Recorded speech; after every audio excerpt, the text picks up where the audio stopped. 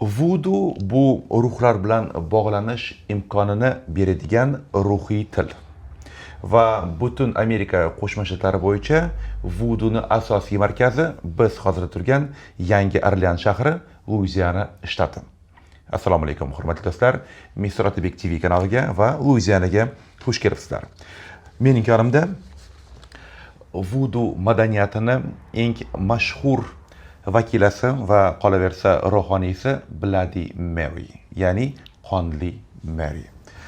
O'zi bu mavzuda har kimning o'zini fikri bor va shaxsan men bu kabi amaliyotlarga nihoyatda ehtiyotkorlik bilan qarayman.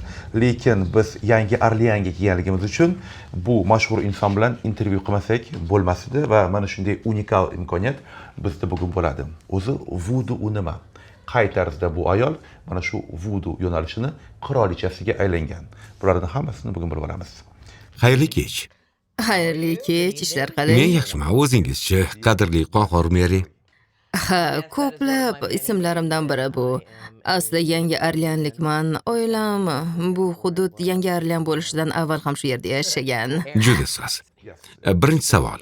Qanday qilib Vudu qirolichasi bo'ldingiz va Yangi Orlean Vudu qirolichasi sifatida nimalar bilan shug'ullanasiz?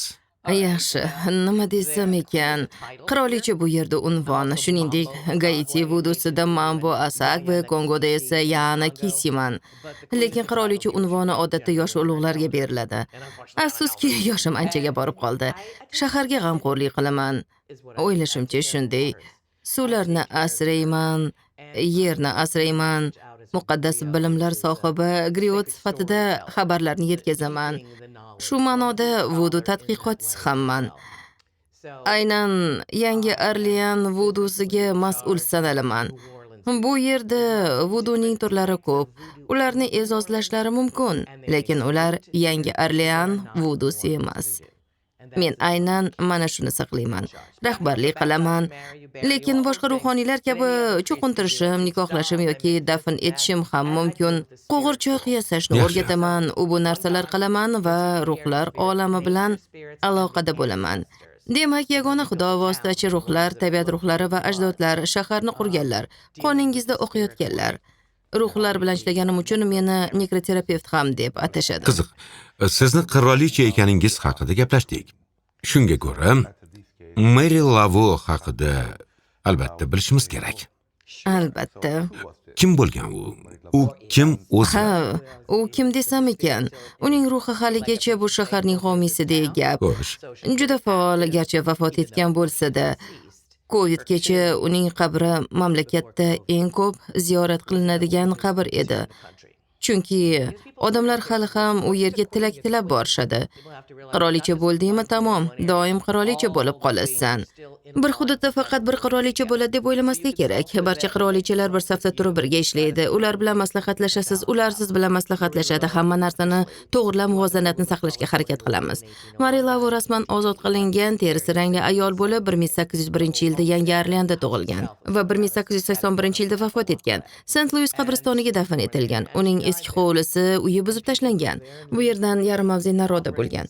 O'sha yerda tug'ilib, o'sha yerda o'lgan. Odamlar u yerga nazrlar qoldirib biror narsa so'raydi. U yerda tadqiqot o'tkazganman, kitob yozganman. Mary Lavo ham taqvodor katolik, ham vudu qirolichasi bo'lgan. U ajoyib tabib bo'lgan. Giyohlar bilan ishlagan, o'sha paytda buni tratyor deyishgan. Ayollar huquqlari, qamoqxona va qullik islohoti bilan shug'ullangan. Siyosatda ham juda faol bo'lgan. U bilan qanday bog'liqligingiz bor? Bu bog'liqlikni doim ham bilavermaganman, lekin u meni chaqirib uyg'otardi. U mening ruhiy rahnamolarimdan biri va Yangi Orlean homiysidir. Ilgari qabriga ekskursiyalar o'tkazardim, lekin u yerda qarindoshlarim ham bor, ajdodlarimiz bor. Tushunarli.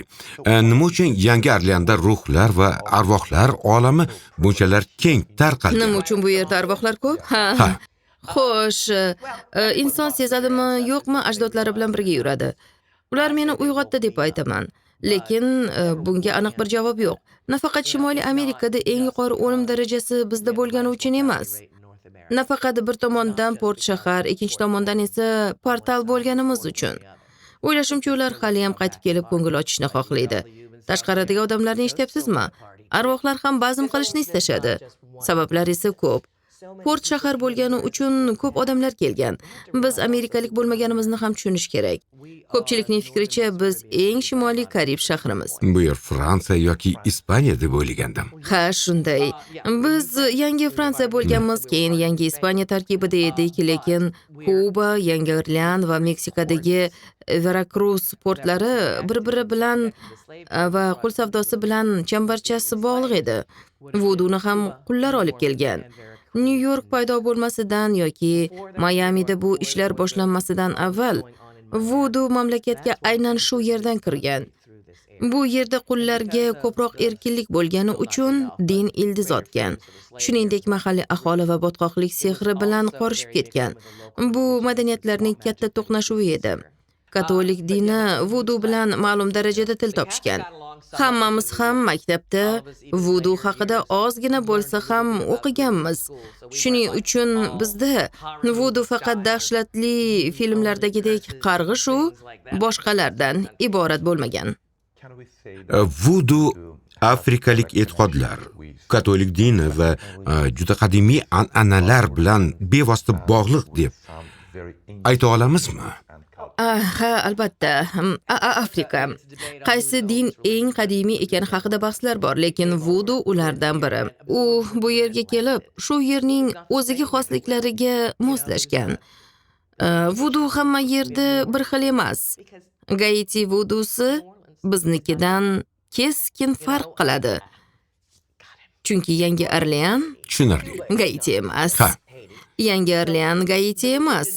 Kuba Gaiti emas. Din o'sha joyning o'ziga xosliklariga moslashadi. Qandaydir yo'l bilan unga koloniya bilan yonma-yon rivojlanishga ijozat berilgan. Boshqa joylardan farqli o'laroq fuqarolar urushigacha u yashirin bo'lmagan. Deyarli hamma unga ozgina bo'lsa-da aralashgan. Masalan, qarshi tomondagi Kongo maydoni qullar ozod yig'iladigan, ochiq ibodat qiladigan, raqs tushadigan va bozor qiladigan Shimoliy Amerikadagi yagona joy edi. Yakshanba kunlari bunga ijozat berilishi dinni va turli qabilaviy ishonchlarni tirik saqlab qolgan. 19-asrda bizda terisi rangli ozod odamlarning juda kuchli va boy qatlami bo'lgan. Masalan, Mari Lavo kabi. Nima uchun odamlar vududan bunchalar qo'rqishadi? Ha, bu dinlardan boshlangan. Butun dunyodagi katta masala. Bir din boshqasini yomonotlik qilib yovuzlik deydi. Ammo bu yerda ma'lum darajada qabul qilingan. Mari Lavo taqvodor katolik bo'lgan. Rangli ozod ayollar cherkovining asosiy homiylari edi. Protestantlarga, amerikaliklarga bu esa yoqmagan, ammo boshqalar moslashgan edi. Ko'pchilik aytganidek, ular o'z ishlarini katolik dini niqobi ostiga yashirgan bo'lsa ham, bu yerda buning zarurati yo'q edi, chunki Kongo maydonida raqs tushishardi. Marining uyi oldida esa navbatlar bo'lardi. Bizda o'lim darajasi yuqori edi. Bu esa arvohlar ko'payishiga sabab bo'ladi. Nima sababdan o'layotganlarni hech kim bilmasdi. Faqat jinlar yoki yovuz ruhlardan ko'rishardi. Shuning uchun vudu ayollari ekzorsizm o'tkazishi mumkin edi. Katolik ruhoniylar ham. Bir qo'lida Grigri tumori, ikkinchi qo'lda tasbeh. Yangi Orlean kabi diniy jamiyatda hozirgidek katta gumboda, ya'ni turli madaniyatlar qorishmasida omon qolish uchun hamma birlashishiga to'g'ri kelgan. Shunday ekan, hamma narsaga rozi bo'lmaslik mumkin edi, lekin hech bo'lmaganda hurmat qilish yoki tushunish shart bo'lgan.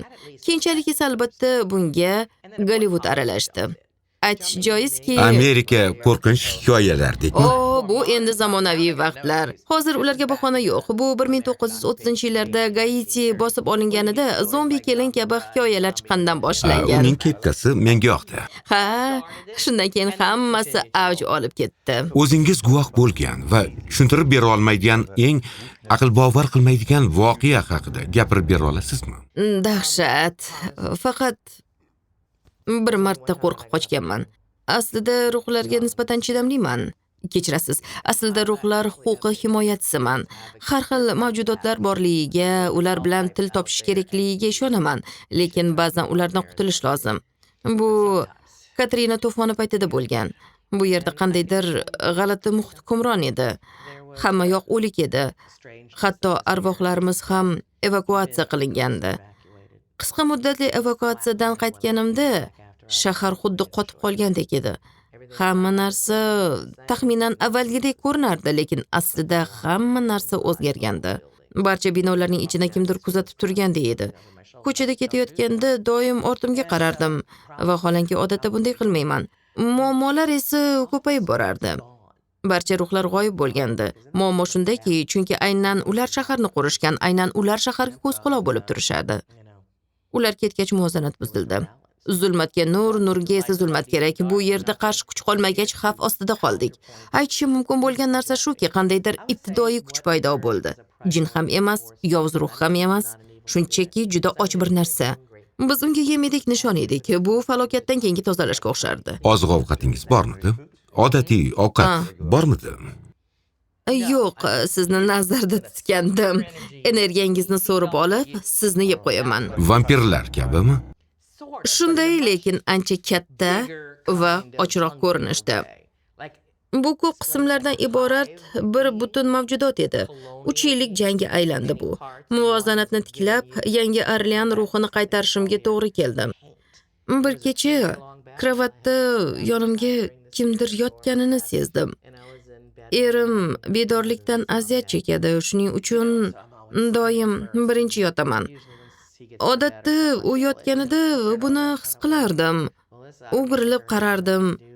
O'shanda ham o'girildim. Lekin yonimda erim emas, boshqa kimdir edi.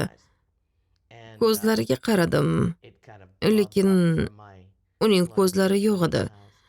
U suv bosgan yerto'ladan chiqib kelib, pollar orasidan o'tib, kravatga o'rmalagandi. Agar menga tegsa, ichimga kirib olishini va shu bilan hammasi tugashini bilardim. O'shanda minglab tajribalarim ichida yagona marta qochib ketganman. Shahar juda qadimiy narsaning changalida edi. Jonimiz uchun kurashdik. Yaxshi. Vudu haqida odamlardagi eng katta noto'g'ri tushuncha nima?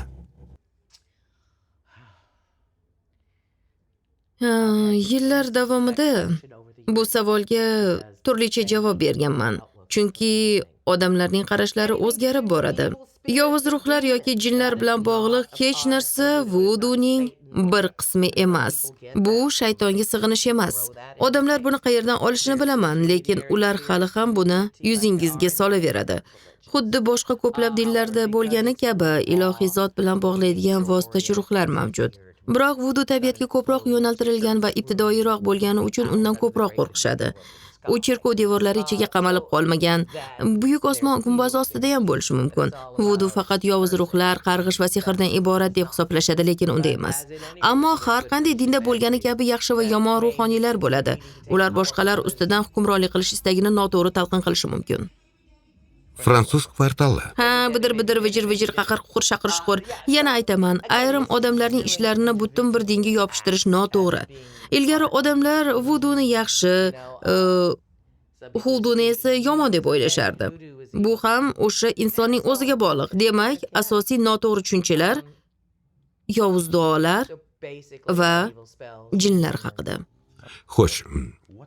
Oldingizga ko'pincha kimlar keladi va nima so'rashadi? Taxmin qilib ko'ring-chi. Nima deb o'ylaysiz? Pulmi? Yo'q. Barqarorlik. Ikkinchi o'rinda bo'lsa kerak. Yo'q. Mashhur bo'lib ketishmi? Yo'q. Unday bo'lsa, taxminimcha Muhabbat.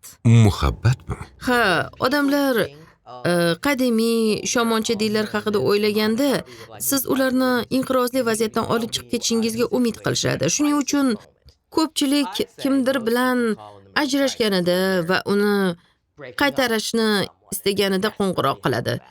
Yoki kimdir qarg'ish qildi deb o'ylashadi. Odatda bu muhabbat. Hozir muhabbat rituallarini ko'p qilishni yoqtirmayman. Chunki bu ishga juda ko'p odam aralashib ketgan bo'ladi. Boshqa ayollar, boshqa erkaklar va hokazo. To'g'ri yo'lni topish juda mushkul. Men tozalashda yaxshiman. Jin haydash, tozalash va ruhiy davolash bilan ko'proq shug'ullanaman. Lekin eng ko'p qilinadigan qo'ng'iroq albatta muhabbat masalasida bo'ladi. Doim shunday bo'lib qolaveradi menimcha. Biror marta yordam berishdan bosh tortganmisiz va nima uchun? Ha. Xo'sh, nima uchun? Birinchidan, ishga ko'p odam aralashgan bo'lsa, ikkinchidan, agar odamning ruhiy muammolari bo'lsa va men ularni yo'qotib qo'yishni istamasam.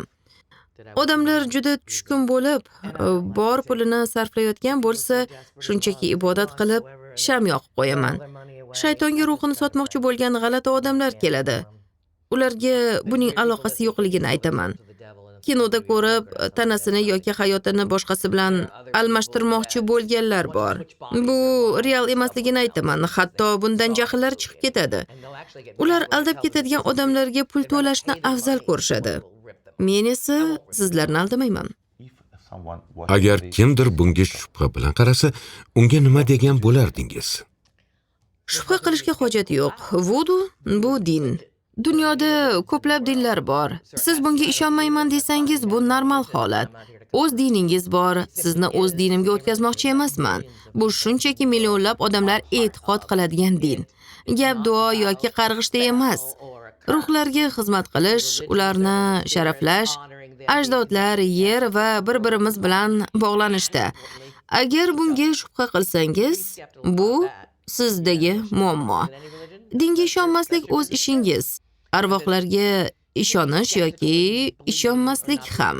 Ba'zilar o'zga sayyoraliklarga shubha bilan qarashadi. O'zga sayyoraliklar. Shunaqa gaplar. Shubhachilar doim bo'ladi.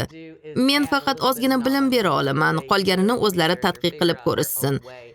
Meni yo'lim sizniki bo'lishi shart emas va sizni bunga aslo majburlamayman. Katta rahmat, Qonxo'r Mayri. Rahmat. Sizga eng yaxshi tilaklarni tilayman. Rahmat, men ham sizga shuni tilayman. Kanalingizni kuzatib boraman. Xayr. Omon bo'ling.